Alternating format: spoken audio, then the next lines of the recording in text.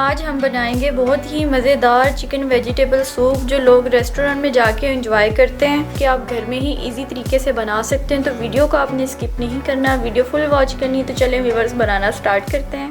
السلام علیکم ویورز. تو آج ہم بنائیں گے چکن ویجیٹیبل سوپ. تو اس کے لیے میں نے 1 پاؤ چکن لے لیا بون لیس.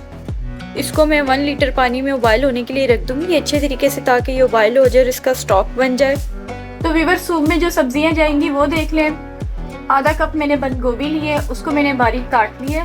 آدھا کپ سے تھوڑی کم میں نے گاجر لی ہے, اس کو بھی باریک کاٹ لی ہے. اور آدھا کپ سے تھوڑی کم میں نے شملہ مرچ لی ہے, اس کو بھی میں نے کاٹ لیا ہے. اور اتنی ہی میں نے سبز پیاز لی ہے, اس کو بھی میں نے باریک کاٹ لیا. اور 2 ہری مرچیں تھیں, ان کو بھی میں نے باریک کاٹ لیا. مسالوں میں میں نے لی ہے 1 ٹی اسپون سفید مرچیں موٹی کٹی, 1 ٹی اسپون میں نے لی ہے کالی مرچیں موٹی کٹی, اور 1 ٹی اسپون چکن پاؤڈر لے لیا, اور 1 ٹی اسپون میں نے نمک لے لیا. 1 ٹیبل اسپون میں نے سویا سوس لے لی ہے, 1 ٹیبل اسپون میں نے چلی سوس لے لی ہے, اور 1 ٹیبل اسپون میں نے سرکہ لے لیا. 3 ٹیبل اسپون میں نے لے لیا کارن فلور, اور 2 انڈے لے لیے. چکن کو میں نے بوائل کر لیا ہے. اب میں اس کو ہاتھ سے اچھے طریقے سے شریڈ کر لوں گی سارے چکن کو.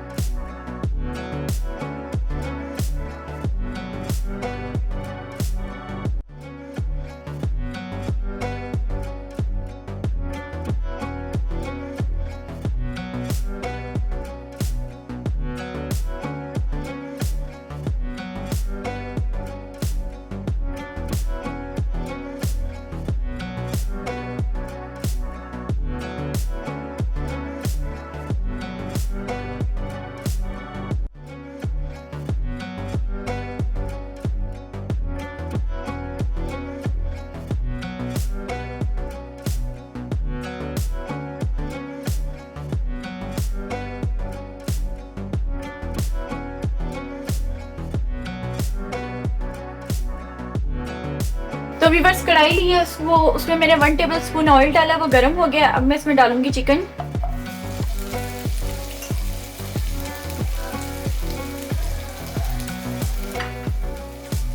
اور چکن کو میں فرائی کر لوں گی تھوڑا سا.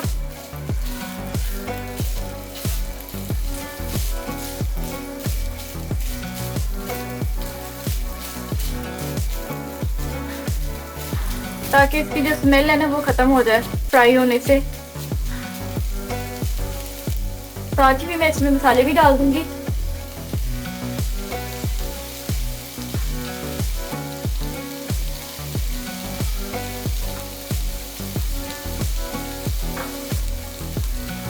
اس کو مکس کر لوں گی تاکہ چکن میں بھی صحیح سے مسالے لگ جائیں اور چکن فرائی ہو جائے.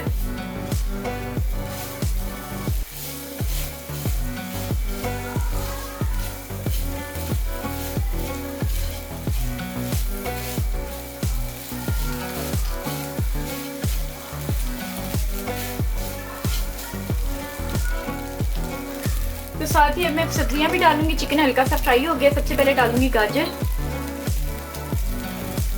اور ہری مرچ.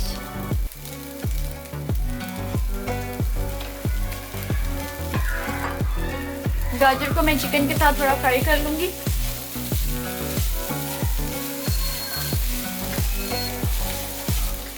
اب میں باقی سبزیاں بھی ڈال دوں گی.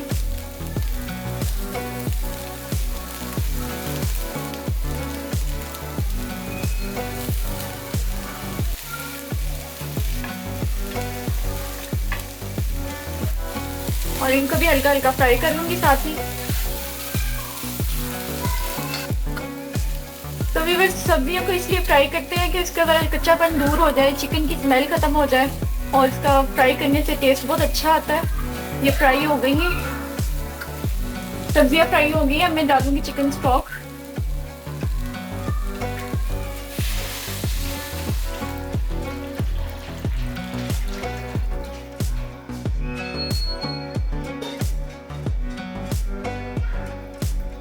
اور ہم اس کو بوائل آنے دوں گی.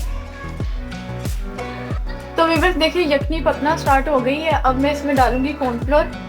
کارن فلور کو میں نے پانی ڈال کے تو گھول لی ہے.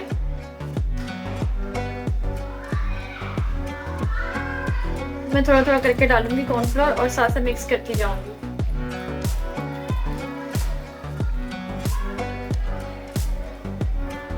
اس کو چھوڑنا نہیں ہے کارن فلاور ڈال کے، اس کو مکس کرتے جانا ہے، نہیں تو گٹھلیاں بن جائیں گی اگر آپ لوگوں نے چھوڑ دیا تو۔ اس کو ایسے مکس کرتے جانا ہے، آہستہ آہستہ یہ خود ہی ٹھیک ہوتا جائے گا۔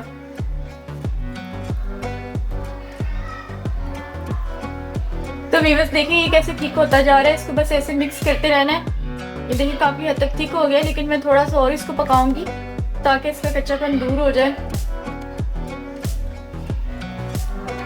اب میں اس میں ساری سوسز ڈالوں گی۔ دیکھیں ماشاءاللہ کتنا اچھا ٹھیک ہو گیا ہے۔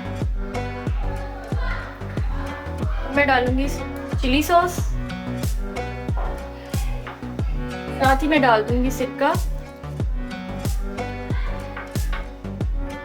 ساتھ ہی میں سویا سوس ڈال دوں گی۔ اس کو مکس کر کے پکا لوں گی۔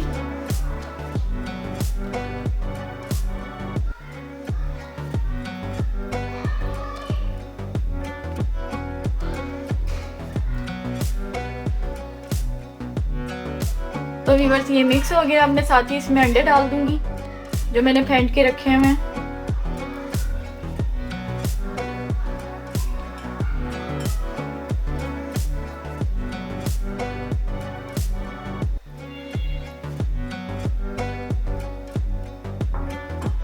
تھوڑے سے انڈے ڈال کے میں اچھے طریقے سے اس کو مکس کروں گی۔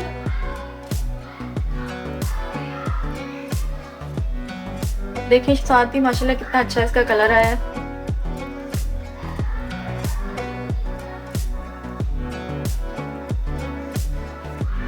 یہ سارا مکس ہو گیا ہے، اب میں جو انڈا ڈالوں گی اس کو میں مکس نہیں کروں گی، اس کو میں ایسے رہنے دوں گی اور چھوڑ دوں گی تاکہ اس کے نا ذرا تھوڑے موٹے چمچ اچھے لگتے ہیں۔